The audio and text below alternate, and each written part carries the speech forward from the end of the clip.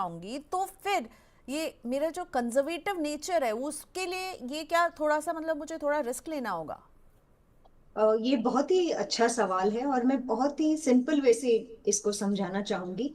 देखिए, निवेशकों को एक चीज समझनी पड़ेगी कि लाइफ में हर चीज में गारंटी नहीं होती है। मीन्स हम कल जिंदा है भी कि नहीं उसकी भी गारंटी नहीं है।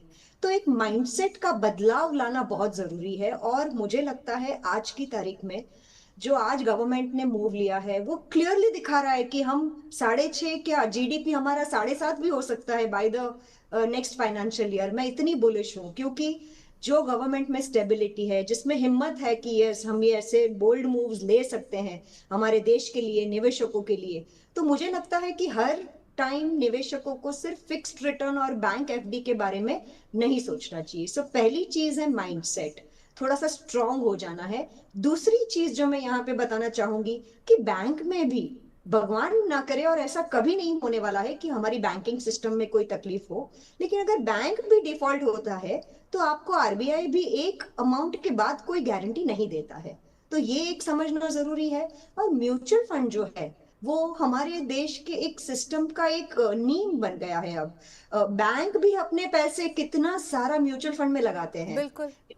या और आप सोचिए कि लास्ट ईयर तो कुछ मुझे लगता है कि बैंकों के पास इतना सारा पैसा था और कोई बोरोइंग नहीं थी। मीन्स बोरोइंग डाउन थी और फिक्स डिपॉजिट ज्यादा थी। तो ये बहुत ही गलत इकोनॉमी के लिए रिवर्स में जाता है। तो शायद यही सारी चीजों को ध्यान में रखते हुए आज आरबीआई ने और हमारी गवर्नमेंट ने बहुत ही अच्छा डिसीजन लिया है।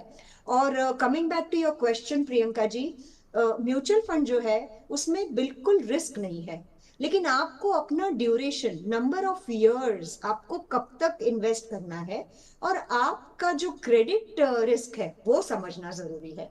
मीन्स कोई भी प्रोडक्ट या कोई भी स्कीम ना तो फुल प्रूफ है ना तो इतनी रिस्की है। आपको कैलकुलेटेड रिस्क लेके अगर आप बहुत ही कंजर्वेटिव हो तो लिक्विड फंड या अल्ट्रा शॉर्ट फंड में डाल सकते हो 1 साल तक। अगर आप थोड़े से एग्रेसिव हो, मॉडरेट हो, तो आप शॉर्ट टर्म बॉन्ड फंड में, गिल्ट फंड में, जिसमें गवर्नमेंट ऑफ इंडिया बॉन्ड्स में डालते हैं, जिसमें ना के बराबर रिस्क होता है, सोवरेन गारंटी होती है, तो आप उसमें लगा सकते हो। हालांकि आज की तारीख में आपको लॉन्ग ड्यूरेशन में गिल्ट में लगाना ज्यादा बेहतर होगा।